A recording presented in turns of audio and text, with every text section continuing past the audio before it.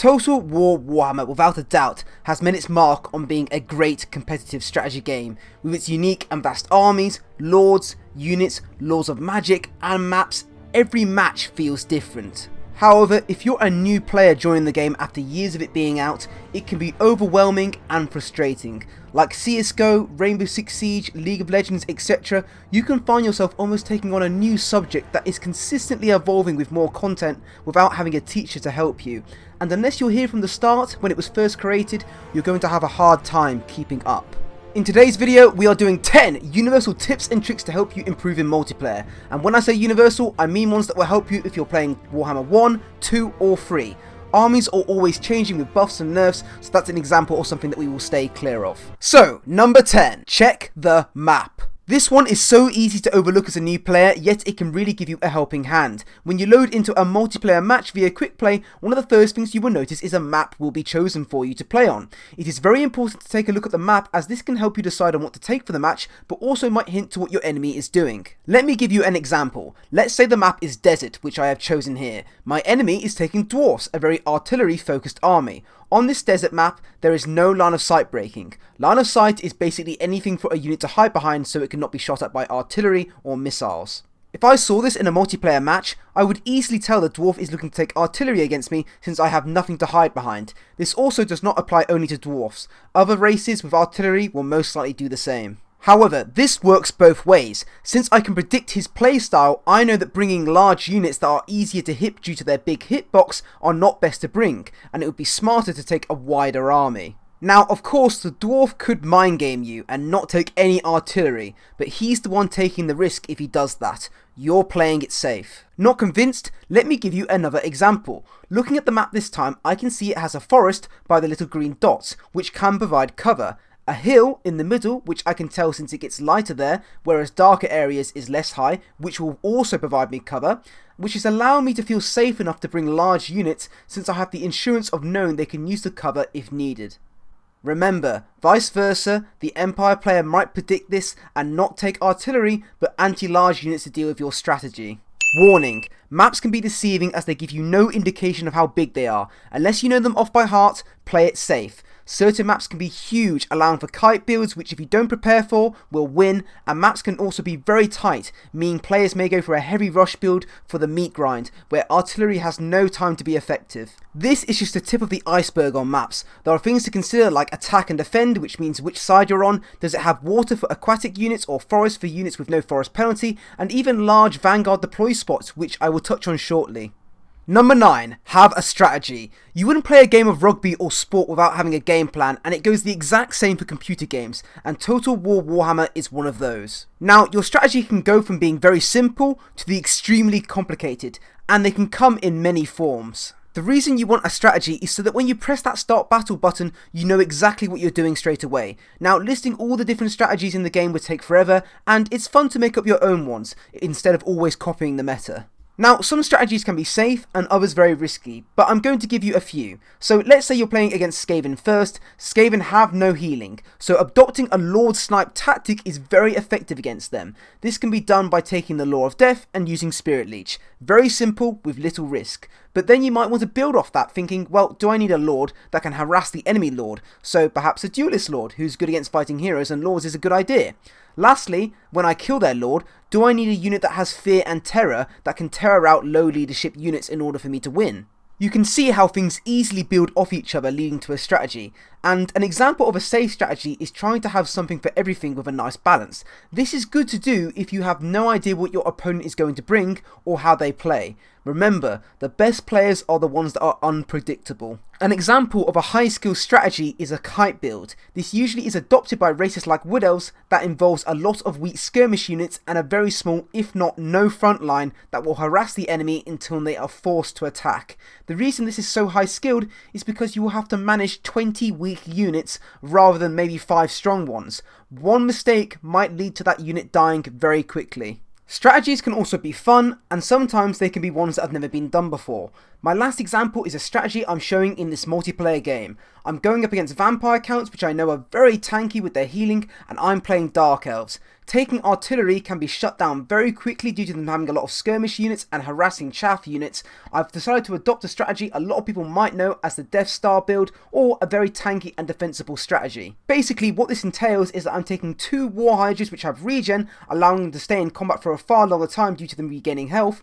Also they have breath attacks which deal fire damage, which is great against a lot of the vampire counts units that have weakness to fire. I've taken Malekith for being a tanky lord that can heal himself using Soul Stealer on big blobs of enemies, a Death Hag on a Cauldron of Blood to provide buffs to my nearby units in an area of effect, also some Witch Elves with the Madness of Cain, so if my opponent tries to cycle charge me and wear me down, their unit has a chance of getting rampaged, allowing me to force it to stay in combat. This strategy worked like a charm and has allowed me to beat them. This is the first time I've tried it, and I will make sure to keep using it and perfect it to make it even better.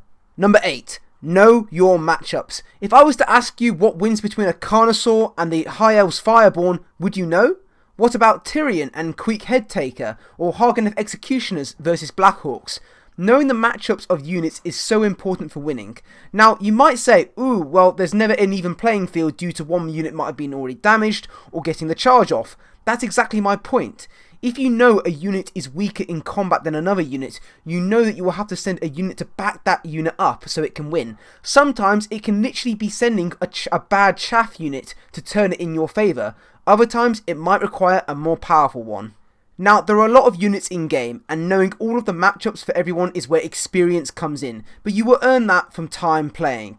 Also, you don't need to know all of them. The ones that are worth knowing are the frontline units, so your infantry like Swordmasters of Hoeth versus Dwarf Hammerers, large units like the Necrosphinx versus Terrorgeist, and, if possible, all melee focused lords like Frog and Nakai. Bonus tip! If you ever find yourself having a unit in the sky, be that a lord or unit that is in a bad matchup with another flying unit, find where your anti-large tool is, be that infantry, cavalry or monster, and send them into a unit nearby. Then send your flying unit down into the combat. This will then most likely make the other player's flying unit follow, allowing you to use your anti-large tool to help you win that fight. This will significantly increase the chance of your flying unit surviving. Number 7. Check your corners. This one only takes a second, yet people seem not to do it. I mean, when you get in a car and you're about to drive off, you know how you're supposed to check your mirrors, but you can't really be asked to? Well, it's just as important in multiplayer. I mean, when a match starts, simply check left and right to see if there's any Vanguard deployed units. Warning. Every map is different and has different Vanguard deploy spots. Some are bigger and some are smaller, and you need to watch out for units with Stalk and Forest in your Vanguard deploy spots, as this will hide them from you. So it's always good to bring a cheap scout chaff unit like Warhounds to check those areas. Number 6. Bring a caster. It's so easy to get carried away with all the fancy units in an army and completely forget about bringing a caster. The Winds of Magic is there for a reason, and even if you only bring a caster with one spell, at least you are using up your Winds of Magic in a match. Obviously, the more experienced you get, you will understand how important casters can be in a match, and sometimes it can come down to one engagement, and having a caster will definitely increase your chances of winning. Number 5. Using abilities at the start of the match. There are some abilities that as soon as you press the start button in a multiplayer match, you are going to want to press almost instantly. And one of them is an ability that most casters or Lord of Magic users have, which is Arcane Conduit. Some casters will have other abilities that do the same, like Ikit Claw's Unlimited Power, but every race will have their own version. The reason you want to do this is so that your Winds of Magic is always increasing and the ability is always on cooldown, allowing you to be most efficient of getting as many spells out as possible in a match. It's not only Winds of Magic abilities though. Sometimes units and lords will have other abilities that you might want to use at the start of a match, like Skaven Smoke Bombs to hide units, or Trixie Tracks from Skarsnik to hide as well. Number 4. Cycle Charging. If you're new to Total War Warhammer, this is basically the equivalent of spawn peeking in Rainbow Six Siege. It can be considered cheap, but it's part of the game, so you have to live with it. Basically, every unit in the game has a charge bonus, which increases melee attack and damage when charging, but every unit is different on that front. But that's not what's important. Some people will charge a unit in and let it fight losing HP. It will still get kills, but it will die.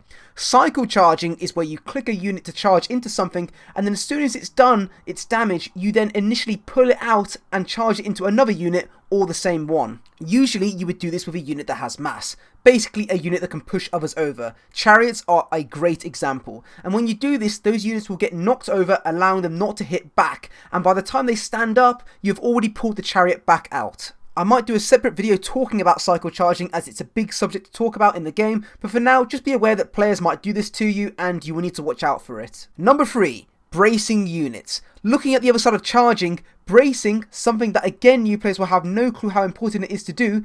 Basically most of the time you don't need to brace a unit unless it either has charge defense against all or large. To brace a unit, you simply just don't move it when it's being charged. It's that simple. Again, another subject that might require more detail as it's very important to be aware of. Number 2. Know your key commands. You know how when you're playing CSGO you need to learn spray patterns for guns? Well, this is just like that.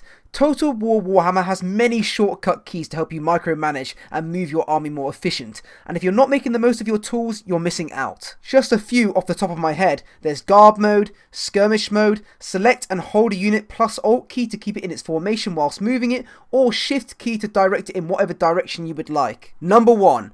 Watching and practicing. If you were expecting some amazing tip and trick for this final one, then you thought wrong. The legit best way to get better is playing against other people and watching them. Sometimes you will lose a lot, trust me, you will lose a lot and you will feel bad, but you will improve and learn from your mistakes. There are always players out there who will teach you and help you improve. CA recently has been putting a lot more effort into their competitive esports side of the game with great ever chosen tournaments that I highly recommend you watch. There is a great YouTube community that make loads of videos that will help you. I am personally going to start making videos talking about everything multiplayer wise to the smallest detail, and now's a great time to get into the game with an upcoming DLC and a 3rd game in a few years. Anyway, it's been your boy Poncha. Thank you very much for watching. A lot more videos like this on the way, and I'll see you next time. Bye.